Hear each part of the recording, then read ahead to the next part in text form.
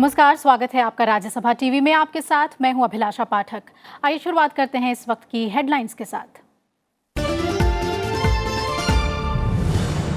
कोटा से बीजेपी सांसद ओम बिरला का लोकसभा अध्यक्ष बनना तय। एनडीए के उम्मीदवार के तौर पर प्रधानमंत्री नरेंद्र मोदी ने किया प्रस्ताव। चुनाव की औपचारिकता कल होगी पूरी। दूसरे दिन भी नवनिर्वाचित सदस्यों ने ली शपथ।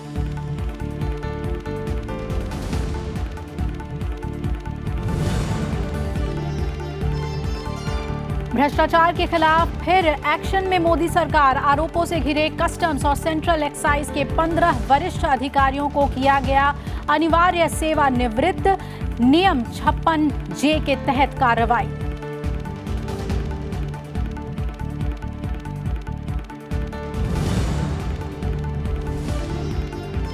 चालू वित्त वर्ष के लिए महाराष्ट्र विधानसभा में 20,292 करोड़ के घाटे का अतिरिक्त बजट पेश। कृषि, सिंचाई, महिलाओं और पिछड़े वर्ग का रखा गया ध्यान। सूखा पीड़ित किसानों को दी गई 4,461 करोड़ रुपए की राहत।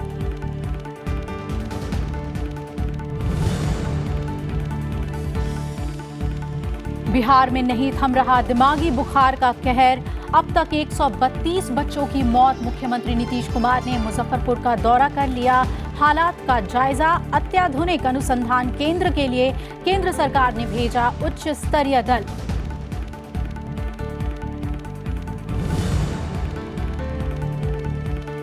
और जम्मू कश्मीर के अनंतनाग में जैश ए मोहम्मद के 2 आतंकी ढेर। 14 फरवरी को पुलवामा में हुए हमले से जुड़ा था। मारा गया आतंकी सज्जाद भट्ट। मुठभेड़ में सेना का एक जवान भी शहीद।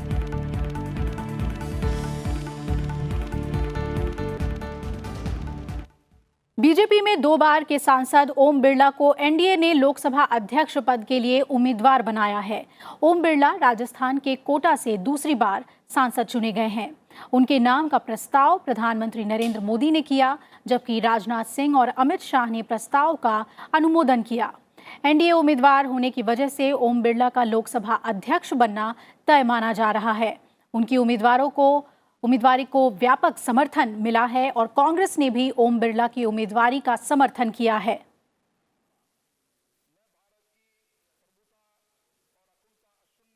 माननीय प्रधानमंत्री जी, माननीय रक्षा मंत्री जी, माननीय गृह मंत्री जी, सरफेस ट्रांसपोर्ट मिनिस्टर और पार्टियों की तरफ से बीजेडी, शिवसेना, एनपीपी और एमएनएफ, अकाली दल, एनजेएसपी, एसआरसीपी, जेडीयू, एआईएडीएमके, अपना दल, ये लोग इसके सेकेंडर के लिए साइन किया है। वहीं लोकसभा अध्यक्ष का नाम अनुमोदित होने के बाद ओम बिरला ने लोकसभा की पूर्व अध्यक्षा सुमित्रा महाजन से उनके घर जाकर मुलाकात की। सुमित्रा महाजन ने ओम बिरला पर भरोसा जताते हुए कहा कि उन्हें संसदीय प्रक्रिया की पूरी जानकारी है और वो सदन अच्छे से चलाएंगे। बहुत अच्छा लगा कि स्पीकर के रूप में उनका चुनाव हुआ है, नॉमिनेशन हुआ है। अभी मुझे विश्वास है कि बहुत अच्छे तरीके से वो सदन संभालेंगे, क्योंकि थोड़ा थोड़ा पुराने होने के नाते परिचित भी है सबसे, और पार्लियामेंट्री ग्रुप में काम कैसे होता है या स्पीकर ऑफिस में काम कैसे होता है, ये कहीं ना कहीं कमेटियों में साथ में रहने के कारण बहुत कुछ वो जान चुके हैं। ओम बिरला 2014 में पहली बार कोटा से सांसद बने थे। 2019 के लोकसभा चुनावों में वो दोबारा कोटा से सांसद बने। 2003 से 2014 के बीच 3 बार राजस्थान विधानसभा के सदस्य चुने गए। ओम बिरला 2004 से 2008 तक राजस्थान सरकार में संसदीय सचिव रहे। साथ ही बीजेपी युवा मोर्चा में राष्ट्रीय उपाध्यक्ष भी रह चुके हैं।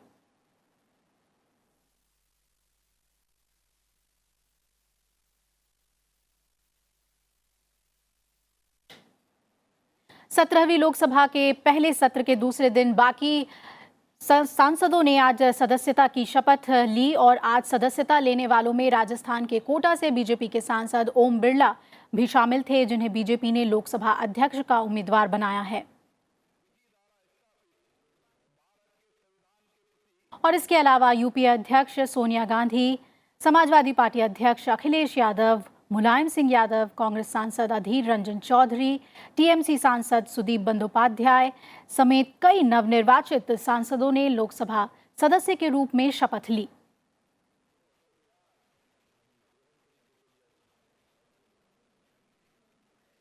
और वहीं शिरोमणि अकाली दल प्रमुख सुखबीर सिंह बादल ने भी आज सदस्यता की शपथ ग्रहण की। इसके अलावा अभिनेता सनी देओल भी आज शपथ लेने वालों में शामिल थे।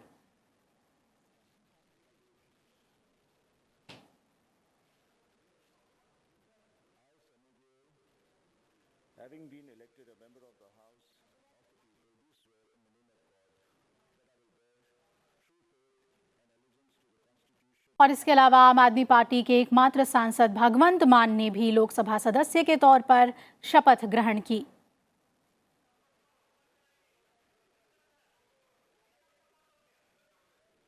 पूर्व केंद्रीय मंत्री राज्यवर्धन सिंह राठौड़ ने भी लोकसभा सांसद के रूप में शपथ ली।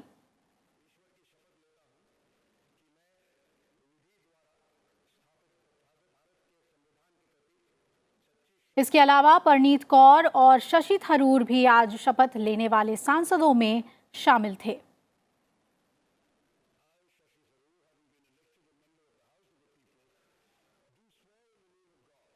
कांग्रेस ने अपने वरिष्ठ नेता अधीर रंजन चौधरी को लोकसभा में कांग्रेस सदन का नेता बनाया है।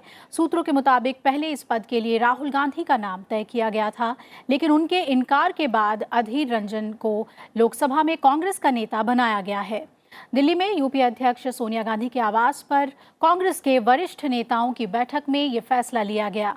पार्टी के तमाम बड़े नेता जैसे A K. Antony, Jairam Ramesh, Ghulam Nabi Azad, Anand Sharma, P Chidambaram, Adhir Ranjan Chaudhary और के सुरेश मौजूद रहे। इस बैठक में लोकसभा अध्यक्ष के चुनाव और संसद सत्र के दौरान महत्वपूर्ण मुद्दों के बारे में रणनीति तैयार करने पर विचार किया गया। मेरे को ये जिम्मेदारी सौंपा गया कि तुम ये सामने रहो। मैं इसलिए कहा ठीक है, मुझे सामने खड़ा कर दिया गया। मैं कहा ठीक है, मैं एक सोल्जर हूँ, फूड सोल्जर हूँ, तो फूड सोल्जर तो आगे रहते हैं, तो कोई हर्जा नहीं।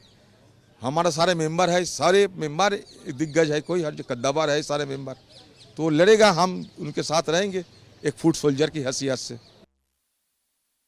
तो संसद सत्र के दौरान अपनी रणनीति को लेकर विपक्षी दलों की बैठक चल रही है और यूपीए अध्यक्ष सोनिया गांधी और कांग्रेस संसदीय दल की ओर से बुलाई गई इस बैठक में विभिन्न दलों के नेता शामिल हैं। विपक्षी दल सत्र के दौरान संयुक्त रणनीति पर चर्चा कर रहे हैं और कल प्रधानमंत्री की ओर से बुलाई गई बैठक को देखते हुए ये काफी अहम मानी जा रही है।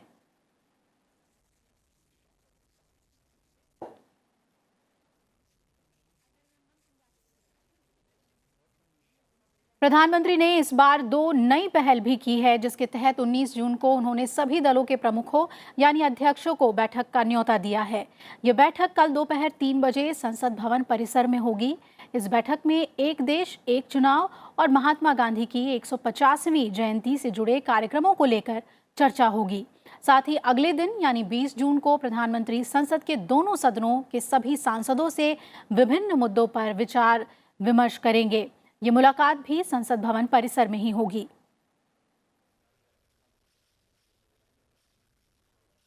बीजेपी के नए बनाए गए कार्यकारी अध्यक्ष जेपी नड्डा ने आज पार्टी दफ्तर पहुंचकर कार्यभार संभाल लिया। उनका आज बीजेपी दफ्तर में अभिनंदन किया गया। बीजेपी के अध्यक्ष अमित शाह ने पूर्व स्वास्थ्य मंत्री रहे नड्डा को बधाई दी और दफ्तर में कई केंद्रीय मंत्रियों के साथ पार्टी अधिकारियों, पदाधिकारियों और कार्यकर्ताओं ने जेपी नड्डा का गर्मजोशी से स्वागत किया। अमित शाह अभी अध्यक्ष बने हुए हैं। बीजेपी के इतिहास में पहली बार राष्ट्रीय अध्यक्ष के रहते हुए कार्यकारी अध्यक्ष भी बनाया गया है। कल बीजेपी संसदीय बोर्ड की बैठक में नड्डा को कार्यकारी अध्यक्ष बनाने का फैसला लिया गया था। इससे नड्डा के संगठन चुनाव के बाद नए अध्यक्ष चुने जाने के आसार बढ़ गए हैं और बीजेपी सूत्रों के मुताबिक अमित शाह का कार्यकाल दिसंबर 2019 में पूरा होना है और वो पार्टी के एक व्यक्ति एक पद के सिद्धांत के चलते पार्टी अध्यक्ष के रूप में अपने कार्यकाल में विस्तार नहीं लेना चाहेंगे। फिलहाल हरियाणा, झारखंड और महाराष्ट्र जैसे 3 राज्यों में विधानसभा चुनावों तक संसदीय दल ने अमित शाह को ही राष्ट्रीय अध्यक्ष बनाए रखने का फैसला किया है।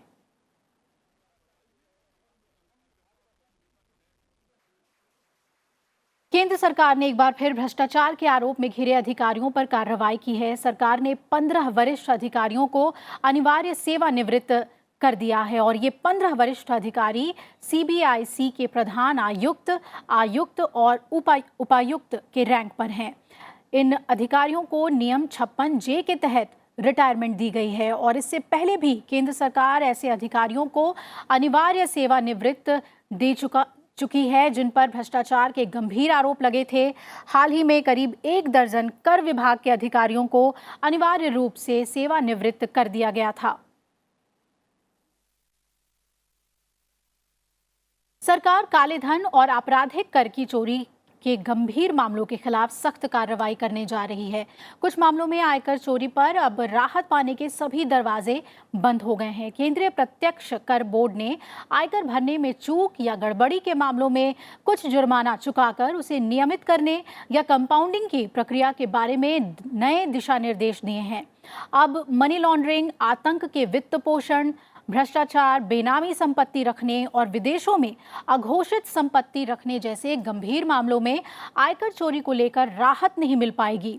सोमवार से लागू नए नियम के मुताबिक कोई शख्स मनी लॉन्ड्रिंग कानून के तहत, प्रवर्तन निदेशालय भ्रष्टाचार निरोधक कानून के तहत, सीबीआई, लोकपाल, लोकायुक्त या किसी अन्य जांच एजेंसी के जांच के घेरे में है तो उसे आयकर चोरी के मामले में जुर्माना शुल्क का भुगतान करने से राहत नहीं मिलेगी। विभाग आयकर चोरी मामले में देखेगा कि इसमें शामिल व्यक्ति का अपराध कितना बड़ा है।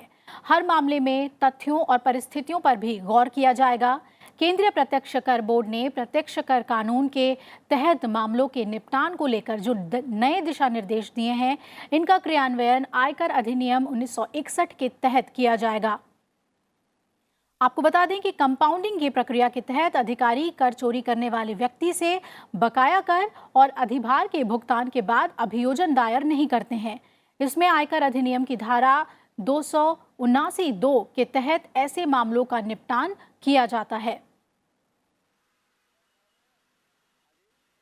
सूचना और प्रसारण मंत्रालय ने परामर्श जारी करके सभी निजी टीवी चैनलों से डांस कार्यक्रमों में छोटे बच्चों को उपयुक्त रूप से दिखाने को कहा है। मंत्रालय की ओर से जारी एडवाइजरी में कहा गया है कि देखने में आया है कि कई डांस कार्यक्रमों में छोटे बच्चे ऐसी मुद्राएं करते हैं जो उनकी आयु को देखते हुए उचित नहीं होती। फिल्मों और अन्य मनोरंजन कार्यक्रमों में वयस्क कलाकार ऐसा करते हैं। मंत्रालय के अनुसार सभी टीवी चैनलों से उम्मीद की जाती है कि वो केबल टेलीविजन नेटवर्क्स नियमन कानून के तहत कार्यक्रम और विज्ञापन संहिताओं में निर्धारित प्रावधानों का पालन करें। इन नियमों के अनुसार ऐसा कोई कार्यक्रम टीवी पर नहीं दिखाया जा सकता जिसमें बच्चों को अशोभनीय ढंग से पेश किया जाए।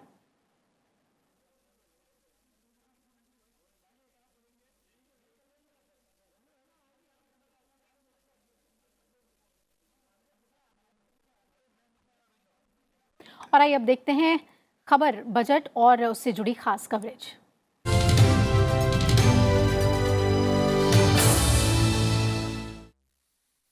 किसी भी देश की सेहत का अंदाजा लगाने के लिए कई मापदंड होते हैं और उन्हीं में से एक अहम मापदंड है जनता का स्वास्थ्य, या कहें कि सरकार आम जनता के स्वास्थ्य के लिए क्या कुछ कर रही है। मोदी सरकार का इस दिशा में लक्ष्य काफी महत्वाकांक्षी है। वो सार्वजनिक स्वास्थ्य पर किए जाने वाले खर्च को साल 2025 तक 1.15% से बढ़ाकर 2.5% करना चाहती है। आइए देखते हैं कि इस लक्ष्य को पाने के लिए सरकार क्या कदम उठा रही है।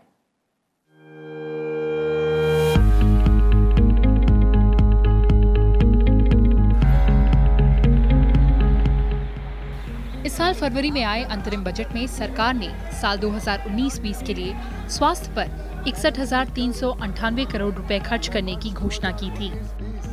इसमें 6,400 करोड़ रुपए सरकार की महत्वाकांक्षी योजना आयुष्मान भारत प्रधानमंत्री जन आरोग्य योजना के लिए रखे गए थे। देखा जाए तो स्वास्थ्य पर पिछले 2 सालों में सरकार ने इतना कभी खर्च नहीं किया था। सरकार आयुष्मान भारत योजना, मिशन इंद्रधनुष और राष्ट्रीय स्वास्थ्य नीति 2017 को लागू कर चुकी है।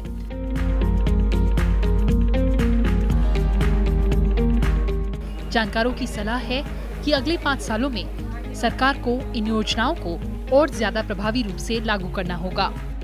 Really make those expectations real, which means implementing on some of the major policy and programmatic decisions that were taken in during the last NDA regime of 5 years. The most critical of which obviously was the programmatically was Ayushman Bharat, which really has, I think, from an aspirational standpoint for 500 million people, I think it really empowers them.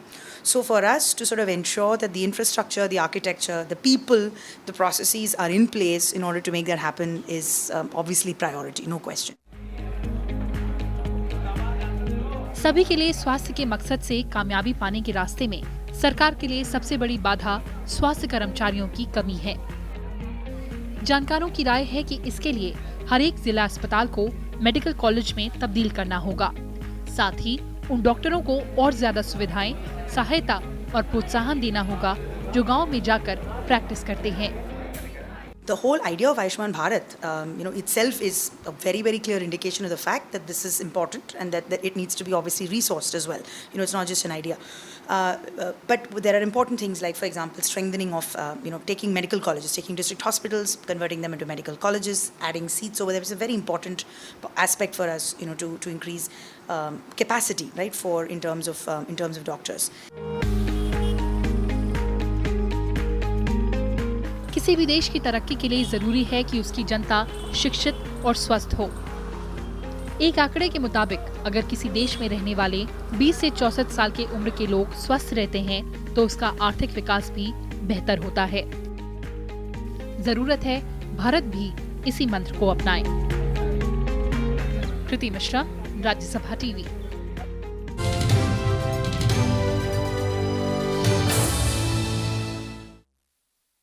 Maharashtra विधानसभा में आज फडणवीस सरकार का 2019-20 के लिए अतिरिक्त budget पेश किया गया, जिसमें सूखे से निपटने की कार्य योजना की बात कही गई है। महाराष्ट्र सरकार की तरफ से विधानसभा में 20,292 करोड़ रुपए राजस्व घाटे का अतिरिक्त बजट पेश किया गया।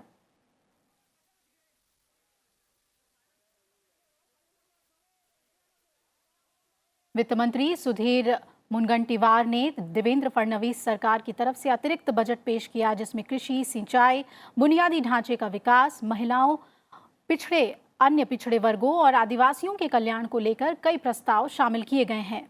बजट में सिंचाई क्षेत्र के लिए 12,000 करोड़ रुपए, सूक्ष्म सिंचाई के लिए 350 करोड़ रुपए, धनगर समुदाय के विकास के लिए 1,000 करोड़ रुपए, ओबीसी निगमों के लिए 200 करोड़ रुपए, 4 कृषि विश्वविद्यालयों में शोध के लिए 600 करोड़ रुपए और दिव्यांग जनों के लिए घरों के निर्माण के लिए 100 करोड़ रुपए का प्रस्ताव है।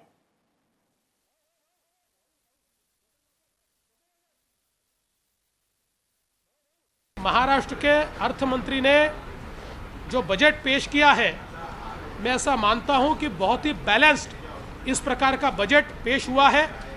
इस बजट के माध्यम से महाराष्ट्र को आगे ले जाने के लिए कई योजनाएं सामने आई है।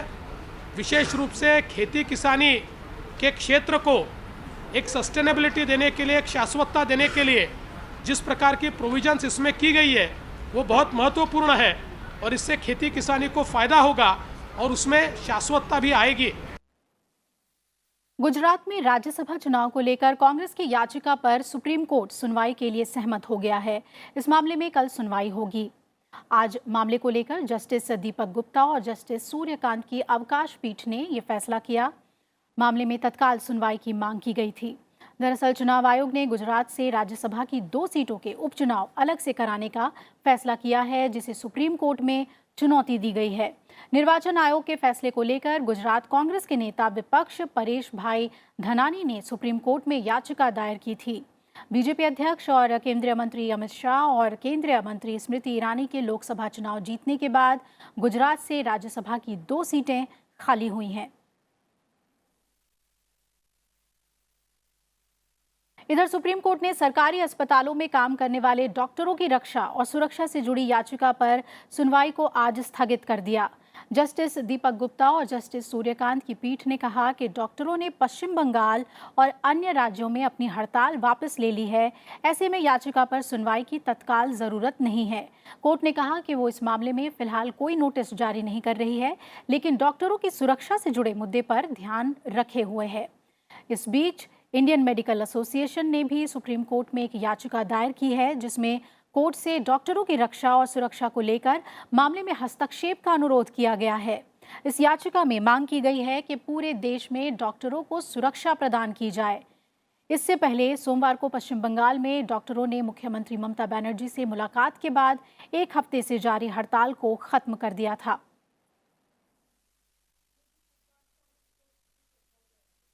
अयोध्या के राम जन्मभूमि परिसर में 2005 में हुए आतंकी हमले में आज प्रयागराज की विशेष अदालत ने फैसला सुनाया। नैनी सेंट्रल जेल में हुई सुनवाई में विशेष अदालत ने 4 दोषियों को उम्र कैद की सजा सुनाई है।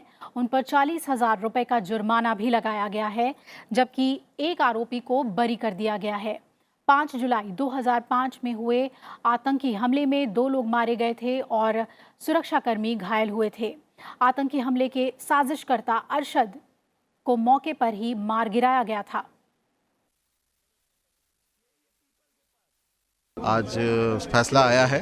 मोहम्मद अजीज़ को 5 में से एक अक्यूज़ है मोहम्मद अजीज़, उनको कोर्ट ने ऑनरेबल कोर्ट ने उनको छोड़ दिया है सभी धाराओं में, और 4 मुलजिमानों को जो सबसे बड़ी धारा है 302 उसमें षड्यंत्र का दोषी पाते हुए और छोटी दफाओं में भी कन्विक्ट किया है। जम्मू कश्मीर में सुरक्षा बलों को आज बड़ी कामयाबी हाथ लगी। भारतीय सेना के जवानों ने अनंतनाग जिले में 2 आतंकियों को मार गिराया। इनमें से एक आतंकी वो भी था जो पुलवामा हमले के मुख्य साजिशकर्ताओं में से एक था। सुरक्षा बलों को अनंतनाग जिले में बिजबिहाड़ा इलाके में आतंकियों के छिपे होने की खुफिया जानकारी मिली थी, जिसके बाद इलाके में सर्च ऑपरेशन चलाया गया। लेकिन दक्षिण कश्मीर में चलाया गया ये तलाशी अभियान उस वक्त मुठभेड़ में तब्दील हो गया जब इलाके में छिपे आतंकियों ने सुरक्षा बलों पर गोलीबारी शुरू कर दी। सुरक्षा बलों ने भी आतंकियों के हमले का मुंहतोड़ जवाब दिया और 2 आतंकियों को मार गिराया। इस दौरान एक आर्मी के जवान भी शहीद हुआ है और इस जवान को मुठभेड़ के दौरान गोली लगी थी। इलाज के दौरान जवान ने दम तोड़ दिया। मुठभेड़ में मारे गए आतंकियों के नाम सज्जाद भट्ट और तौसीफ भट्ट है, जो आतंकी संगठन जैश-ए-मोहम्मद से जुड़े हुए थे। सुरक्षा बलों को 14 फरवरी को पुलवामा में हुए आतंकी हमले के मामले में सज्जाद भट्ट की तलाश थी। इससे पहले सोमवार को भी अनंतनाग जिले में एक मुठभेड़ हुई थी जिसमें एक आतंकी मारा गया था। इस दौरान गोलीबारी में सेना का एक मेजर अधिकारी शहीद हुआ था और एक अन्य मेजर समेत 3 जवान घायल भी हुए थे।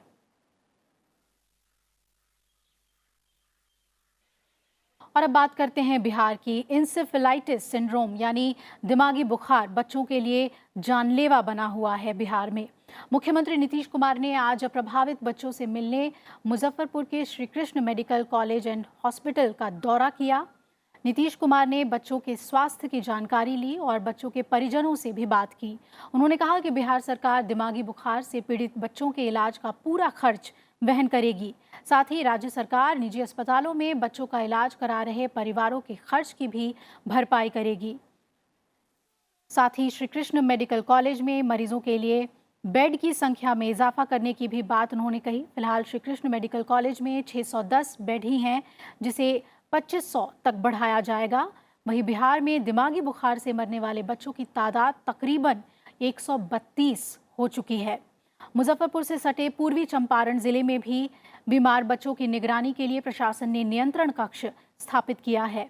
पटना में अधिकारियों के साथ एक उच्च स्तरीय बैठक में दिमागी बुखार के खतरे से निपटने के लिए कई उपायों पर चर्चा की गई है। ऐसे तो चिकित्सकों की वहाँ कमी नज़र नहीं आ रही थी और सारे चिकित्सक मनोयोग से काम कर रहे हैं। फिर भी उनको सप्लीमेंट करने के लिए, क्योंकि 5-6 दिन से क्राइसिस चल रहा है, तो कुछ चिकित्सक बाहर से भेजे जाएं। तो हम लोग आज ही वहाँ पर कुछ चिकित्सकों को DMCH से और PMCH से भेज रहे हैं वहाँ पर, और वहाँ जाके उनको सप्लीमेंट करेंगे। तीसरा हम लोगों ने कहा है, फिर सरकार ने डायरेक्शंस दिया है कि वैसे तो लोगों के बीच प्रचार हो रहा है कि इस बीमारी से किस तरह से सामना किया जाए। वहीं केंद्र ने दिमागी बुखार के मद्देनजर बिहार में एक और उच्च स्तरीय दल तुरंत भेजने का फैसला किया है। ये दल मुजफ्फरपुर में अत्याधुनिक अनुसंधान केंद्र स्थापित करने के लिए आवश्यक कार्य करेगा। इस बीच राष्ट्रीय मानवाधिकार आयोग ने दिमागी बुखार से बच्चों के मौत पर स्वास्थ्य मंत्रालय के सचिव और बिहार सरकार के प्रमुख सचिव को नोटिस जारी कर जवाब मांगा है। We are delivering the best whatever we could do. Whatever has been done, I have seen that whatever is required more, I have advised them, and we have promised every possible support to the state government. उत्तर भारत में बारिश ने लोगों को गर्मी से राहत पहुंचाई है। मध्य प्रदेश, राजस्थान, दिल्ली में हो रही बारिश से तापमान में गिरावट आई है। मध्य प्रदेश के इंदौर, ग्वालियर और भोपाल में पिछले 24 घंटों में बारिश से स्थानीय लोगों को गर्मी से काफी राहत मिली है। मौसम विभाग के मुताबिक मध्य प्रदेश में मानसून अगले हफ्ते तक पहुंच सकता है। वहीं राजस्थान के सवाई माधोपुर, जयपुर, वनस्थली में बारिश ने लोगों को गर्मी से काफी राहत दिलाई है। गर्मी से बेहाल छत्तीसगढ़ में अगले 2 दिनों में बारिश होने की संभावना है। और वहीं राजधानी दिल्ली में भी पिछले 24 घंटों में कई इलाकों में हुई बारिश ने लोगों को गर्मी से सुकून दिया। लेकिन मौसम विभाग का कहना है कि 2 दिनों के बाद ही तापमान में इजाफा हो सकता है। दिल्ली में मॉनसून जुलाई की शुरुआत में आने की संभावना है। 2 दिनों के बाद थोड़ी सी तापमान में वृद्धि होगी, तेज हवाएं चलेंगी, लेकिन जो हीट वेव की कंडीशन है वो अभी फिलहाल हमारे पास दिल्ली एनसीआर में वापस नहीं आएगी, जबकि तापमान 45 डिग्री सेंटीग्रेड नहीं जाएगा। देखिए, मानसून का अभी हमारे पास जो है डिले चल रहा है, और जो नॉर्मल डेट है हमारे पास है वो 29 जून दिल्ली एनसीआर के लिए होती है। उससे लगभग कह सकते हैं 1 हफ्ते के आसपास डिले हो सकता है हमारे पास। तो जुलाई के फर्स्ट वीक में हम लोग उम्मीद कर रहे हैं कि मानसून आ सकता है। इसी के साथ इस बुलेटिन में फिलहाल मेरे साथ इतना ही, लेकिन चलते चलते आपको छोड़े जाते हैं देश भर में अलग अलग हिस्सों के मौसम के हाल की जानकारी के साथ। नमस्कार।